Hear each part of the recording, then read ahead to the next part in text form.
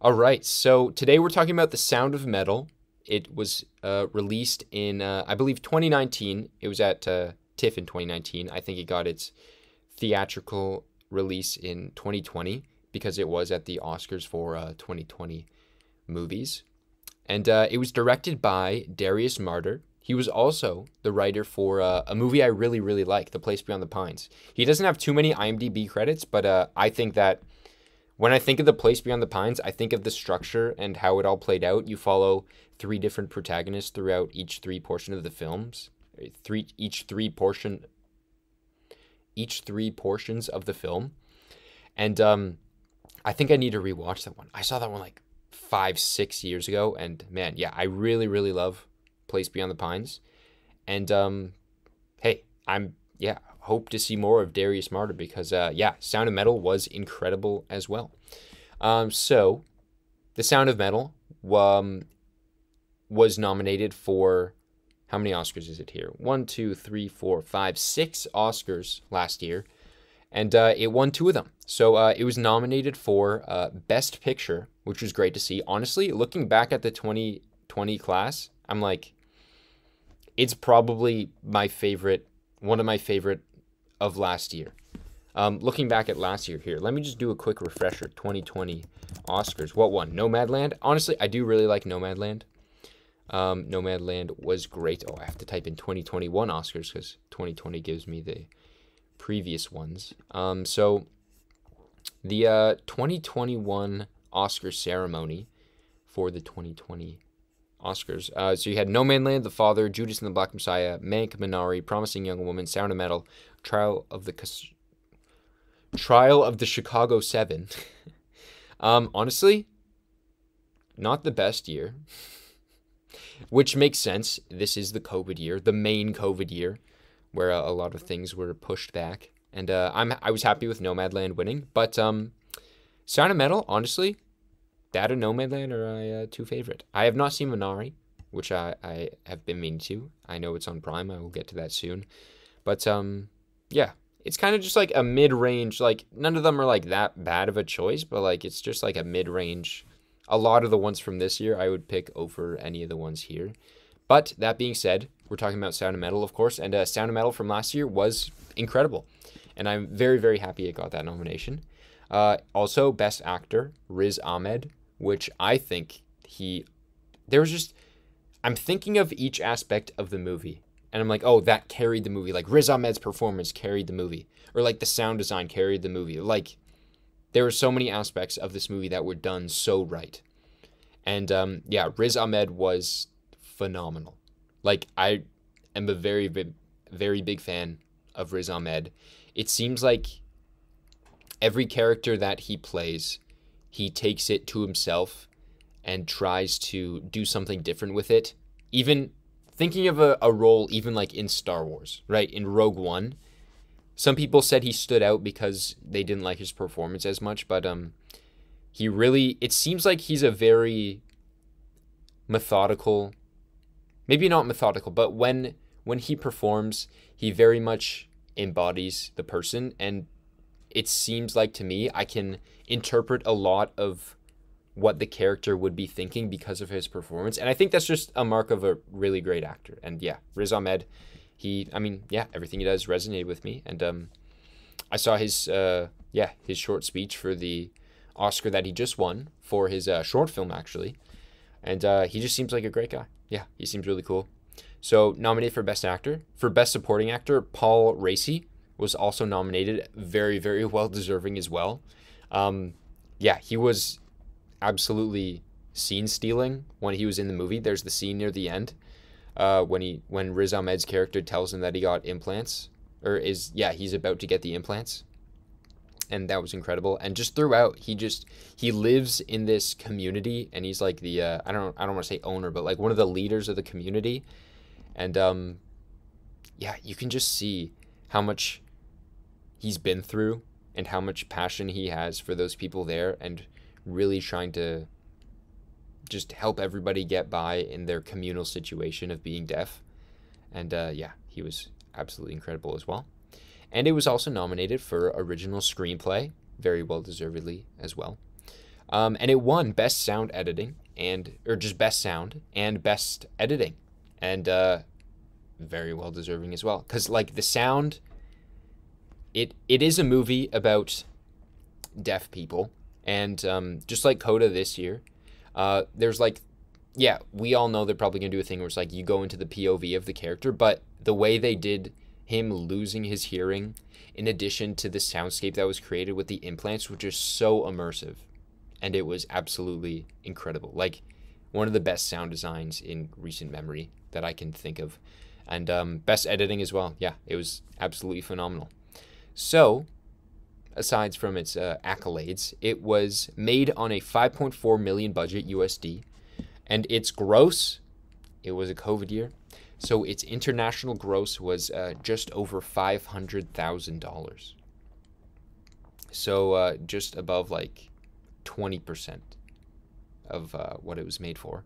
That again is the movie theater gross. It was released on Amazon Prime. Yes, it's an Amazon movie.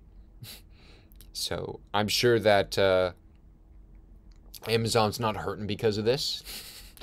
And I'm sure a lot of people watched it on streaming, as I did, because that's the only way right now. And I think it would have done decently well if it was movie theaters were more open at that time. I think because of the nominations, I think it would have gotten a decent amount more. But it just sucks to see.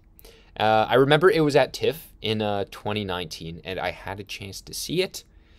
But instead, I got in a rush line to watch... What did I watch? I think it was like Honey Boy or something. Which I wish I went and saw this. You've seen Sound of Metal? Yeah. Sound of Metal's so good. I loved it. I was just saying that at TIFF in 2019, I had the chance to see it. But I chose to watch, I think it was Honey Boy instead. Maybe it was the Aeronauts. Ah, man. I was just saying that last year at the Oscars, it wasn't as stacked of a year because it was a COVID year. It was very much the one that was impacted the most by COVID. Nomadland won, which I did love Nomadland, but like, it was probably, yeah, Nomadland or that were my favorites. And yeah, it was absolutely great. It was just one that's like consensus around the board. Like it's what it was made for was just phenomenally made. So, it was your favorite just of any movie last year or just like of the Oscar movies last year?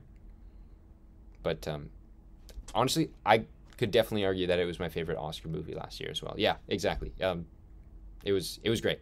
I was just saying that it was at TIFF. It was released in theaters in November 2020, which is just pandemic era. So yeah, didn't do very well. Then Amazon Prime a month later in December 2020. Just talking about Rhiz Ahmed's performance. Let's begin with all the characters. So, like, I think that I said before, Rhiz Ahmed, he's like, in all of the moments that his character is like alone and just trying to deal with things, the way that Rhiz Ahmed performs is very much internal. His like, let me give a few examples. There's scenes like that really hit me hard, like when Lou leaves at the first time when he's going off to the place, and then she's getting in the car and she's gonna go back to her family. Right after she leaves, she gets in the taxi, and then he's just walking back to his RV, and he's just like, he's holding his chest. He doesn't know what to do, and it's like he's not lashing out too much. It's just the way he does that is just, that was honestly there's so many like gripping scenes, that so many memorable scenes. Like you have him trying to listen to the song at the end. You have Paul Raci's character telling him that he sounds like an addict when he's talking about the implants. But that was the scene that just caught me the most. And yeah, sometimes it's hard to say why an actor just catches my attention, but yeah, man, he was phenomenal. Like things when he's like writing alone in that room, he's like, I don't know why he's doing it. He's smashing the donut and then he's like putting it back together and then he's just smashing it again. That was another thing. It's like, yeah, it's hard to write natural. Sometimes it feels like it has to come from the actor, and it feels like, yeah, a lot of the things his natural impulses are just phenomenal, or they just resonate with me a lot. Like that scene, and then yeah, also the moment at the end. It's just a quiet moment, and he just plays it so well. Yeah, I think he was phenomenal. Definitely deserved of that Best Actor nomination. And across the board, everyone in this movie did a great job. So Olivia Cook as Lou, his girlfriend. They're both recovering addicts. And yeah, she was great as well because yeah, you could see that she had this thing where she like kept scratching her arm, and then you could see that she had cut marks on her arm as well. And when he started to lose his hearing, you could already tell like the negative impact that was going to have on her. And like he's saying like, oh, we're just gonna go and we're gonna keep playing. I can just, I'll just be like a click track. You can just sing to whatever I'm hitting. And like you could tell that she didn't want to say or like speak up too loudly and like defy what he's saying. And she just quietly kind of like, yeah, it was very sad to see. She was just like, yeah, kind of like rolling back and just being like, no, we're not going to do that. Trying to call somebody to fix everything. And in the end, again, one of the more subtle scenes, which is why I praise the writing as well. Like when they finally get back together in the end, and she's doing a lot better for herself, and they're in bed together at the end, and then she starts scratching again, and that was so sad. And then he says, "You saved my life," and she's like, "Why are you saying this?" Oh, it was so sad. I'll talk about the ending now, and then I'll come back to some of the other actors, because like the ending, when I first watched it, I was like, I feel like sometimes it's a movie trope for them to be like, oh, we're better to be separated in the end. And I'm like, in my head, I'm like, but like, even if her life's a little different, like, you could have like worked it out. You've been through so much together. Which I still feel that a little, but I think some of the things that I've caught on, like, it could be a thing with him where he's like, he really, instead of just wanting to be with her, he wanted his old life back. He wanted the constant running around, going to gigs with her, and that's just never going to happen again. You don't think he was good for her, and I think she wanted him, and I don't think she wanted him anymore. Yeah. I think, the way I'm thinking about it is like, I was just questioning his decisions. Because that's like just, throughout the film, you can see that the way he's making decisions isn't always the best for him. His decision making. And then in the end, I wouldn't expect him to pick up on the fact that he's not good for her and decide to leave her. I just didn't trust him enough to do that, and he did it, And I guess that shows growth, but still at that point in the movie, he's like, he got the implants, which is like defiant of the other character. And then I just thought it was slightly out of character, but thinking about it more, there could be reasons like I said, he really just wanted the old life more than he just wanted with her, and he just can't do that at all because of his hearing. And then also the scratching thing, even though they shared a tender moment, you had the scratching thing where I guess that could be where he picks up, where it's like, oh, you're scratching again, dang, maybe I do suck for you. But that's just like, that was my one thing. I don't think he built himself up enough to make those good decisions. I just didn't trust him enough as a character because, he did do he's not the best decision maker. But hey, I guess that was the right decision in the end. He sees that, realizes the implants were a terrible decision. Then what does he do from there? He goes off alone. And I guess that's like the ambiguous end. Him having the moment of like silence, directly calling back to what the guy said earlier, that's the kingdom of heaven. The silent moment. The silent moments, which was a very nice moment at the end. It's just like, it's open-ended in the way it's like, I have no clue what he's going to do next. Is he going to go back to the place and just chill with them? Is he just like gonna kill himself? Honestly, that went through my mind. It's like, is this just him like giving up on his life? He's lost so much, or did he actually find peace in the end? And I guess the conversation earlier kind of does allude to him finding more peace in the silence in the end, which is, I guess, yeah. New chapter of his life, you know. His life is an open book. He can do anything except for play drums. But, yeah, it was a very sad ending.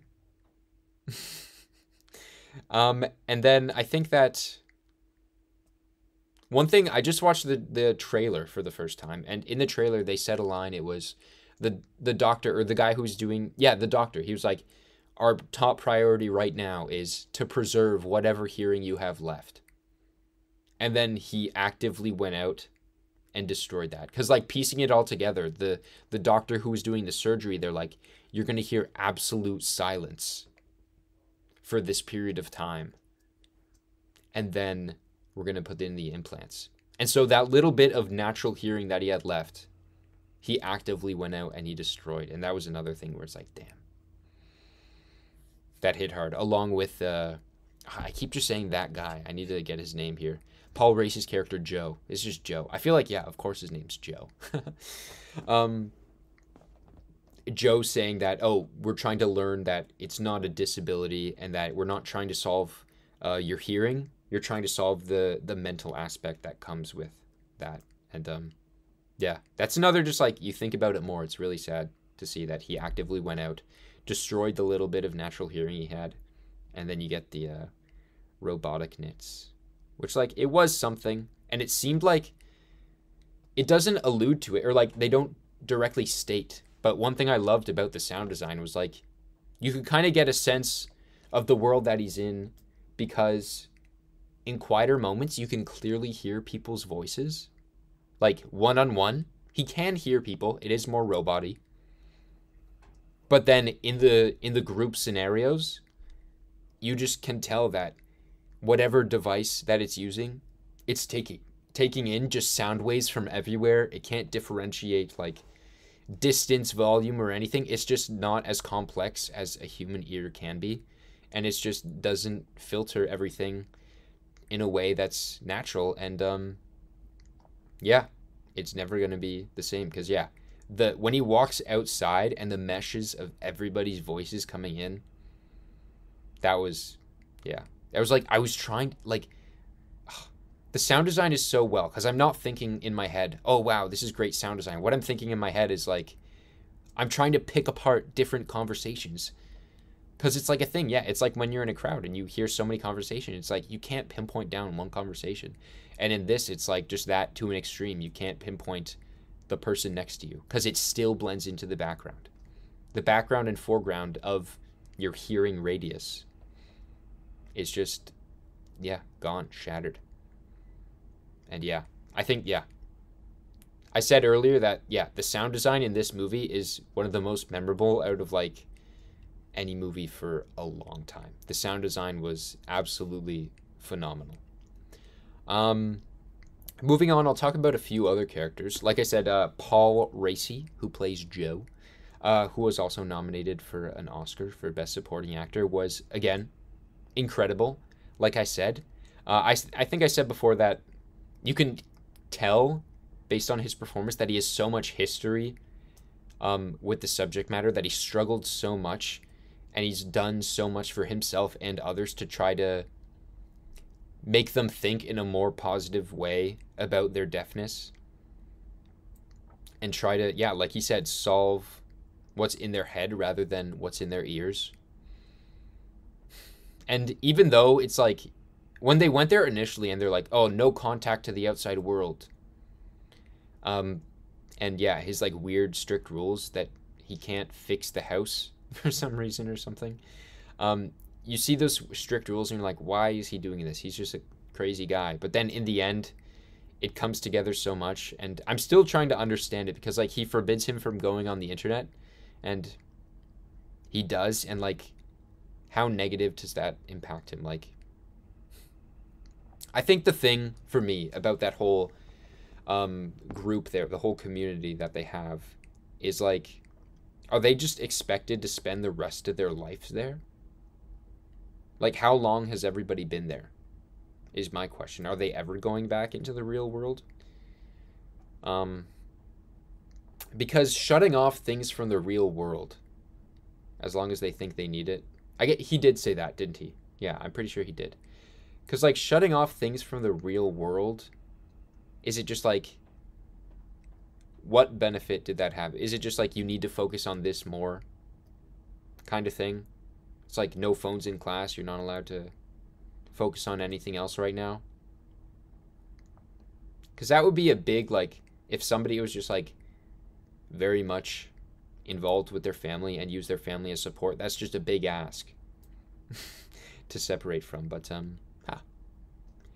I feel like, yeah, the creator of the movie probably has those answers, and I'm still trying to piece that together. But it was nice to see because it felt like it made sense, even though in my mind I can't say that I completely understand it.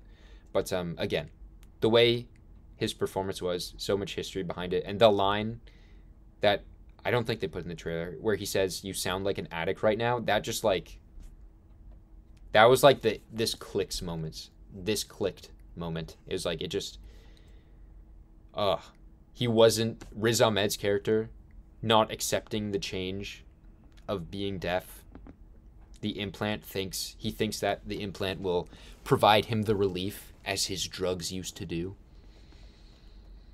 I think that the allusion to his drug abuse past could be seen as like, oh, it's very obvious and everything. But I think it works so well because it's just a thing where it's that line, the behavior that he's having in that moment, it made so much sense. And he always tries to find the thing that's going to bring him the quickest relief. And then at the end, he finally steps back. And it was just a great character arc for him. It was incredible. A few other characters, I guess more minor characters. Matthew Amalric played Richard Berger. I assume it's Richard Berger. Olivia Cook's father in the movie. He was good for what he was. He was the French dad. He said that I used to not like you thing. The song with her at the end, it was like, that was so bittersweet. It was like something about, I forget the exact song, but it was like, it was a love song, and it's like something about, I would don't know what to do. I would die without you. And it's like the mom died, and it's like, wow, this is just like, wow, you're putting a lot on your daughter right here by singing this at your birthday. That's just heavy stuff. And you could see that she was very uncomfortable with it. But I think he played the rich dad very well. I just remember him from being in, which one was it? Quantum of Solace, that James Bond movie. Also, Lauren Ridloff, who played Diane, who was the teacher. She was great, a deaf actress. And she was in Eternals. She's a superhero. And I liked her character in Eternals. She was great in Eternals. She was great as well. I think, yeah, she's a pretty minor character as well. She's kind of just along for the ride, teaching the kids. Yeah, there's not too much to say about her. Then we had one of the main friends that he made at the community was Jen, the woman who got the tattoo on her back of the naked lady. She was cool too. Yeah, she was a lot of fun. She helped him sell his stuff from the RV. But yeah, performances across the board were pretty great. And I think I read up that a lot of the kids in the movie were actually deaf kids. And that was great. Yeah, the scene with him on the slide and him hitting the slide with that one kid. That was great stuff. I don't know. I don't know what to say about it. It was just, yeah, very heartwarming. Yeah, so I think that the reason that I liked it so much, I think I'm kind of coming to an end here. The reason that I liked it so much, I was talking about the great sound design and Rhiz Ahmed, and I think that it all comes together and it shows just the way he's dealing with this life-changing thing in his life, and it's how he's reacting to it. So we get to experience it with him, and the way he reacts to it is what he needs to solve in the end. And I don't know. It's just his performance made it so much more nuanced than I guess I feel like the comparison to Coda is very clear. It's like Coda, where it felt more like a very formulaic plot where everybody's very much, they have these grand emotional outbursts of what they need in life, and that she wants to go to school rather than helping them with their fishing business. Like, it does have some of the moments in this movie where it's like, yeah, we obviously know he wants to get implants and get back with his girlfriend, but his performance is a lot more subtle than that. And yeah, it's like the stuff at the end where it's like he's leaving her at the end. It's just so much more nuanced. And Rhiz Ahmed just, it was so great. So great to see what the deaf community faces and those dynamics that we typically don't see. Yeah, it was great. And yeah, I didn't know that it was going to go down that route. I thought it was going to be a lot more of like him on tour, because I mean the poster is pretty much most of the exposure that I had of the movie. I didn't watch the trailer before. I don't usually watch trailers before. And yeah, it was great to see. It was very heartwarming. Like the stuff when he's drumming with all the kids, and him having his sign. And that was so fun to see. You're like you're not learning sign language in this movie, but like some of the things, when it's just so interesting when people are signing and you're looking at them, and just like the things that the way they sign is, sometimes you can connect in your brain. You're like, oh, I know why. That makes sense why that sign is that way. And then you had him making his sign being that thing with his eye, being his name sign. That was fun to see. Yeah, it was just, yeah. It was great to see him learn to adjust. And I think when I used to go to it was a theater summer camp, and we had a performance where we had to make a bunch of different skits, was the performance we're making for the parents. And it was along one theme. And thinking back, it's like the theme was change. And it's like, I'm thinking back and I'm like, that's not much of a theme. But it made for some really great, I remember looking back very fondly on them. And like, yeah, they were actually pretty fun to make, pretty good. That was like in high school. And yeah, I think change is how people deal with change is just the core to so many stories. And that was exactly what this movie did. And it excelled at it. Yeah, I think that pretty much what I wanted to say about this movie. I thought it was incredible. I think I gave it a 4.5 on Letterboxd. But again, like I always say, it's just a Letterboxd rating. That doesn't mean too much in the end, in the grand scheme of things. I gave my thoughts on the Oscars early, Alma. I'll just wrap this up and say that, Sound of Metal was great. I would recommend anybody see it. And next week, here, Alma, I'll help you. I'll get you to choose next week's movie with me. Then I'll talk to you about the Oscars. Next week, I had a couple thoughts. Out of these 3 movies, Alma, I don't know if you've seen any of them. Little Miss Sunshine, I've heard was great. Never seen it. The movie Charade with Audrey Hepburn, because my thesis movie, Charade, and I got to see the original. Or Jackie Brown, which is Quentin Tarantino. It's quite long, but it's like one of the lesser-known Quentin Tarantino, and I've never seen it. So, it's in your hands, Alma. You can choose. Little Miss Sunshine? Alrighty. I have a friend at work, and he says it's like his favorite movie. And he's like, whenever, it just makes him very happy. So, alright. Next week, what is next week? Next week is the 4th. April 4th, 7 p.m. We'll be talking about Little Miss Sunshine. So, yeah, that was Sound of Metal. It was a good time. I really liked it.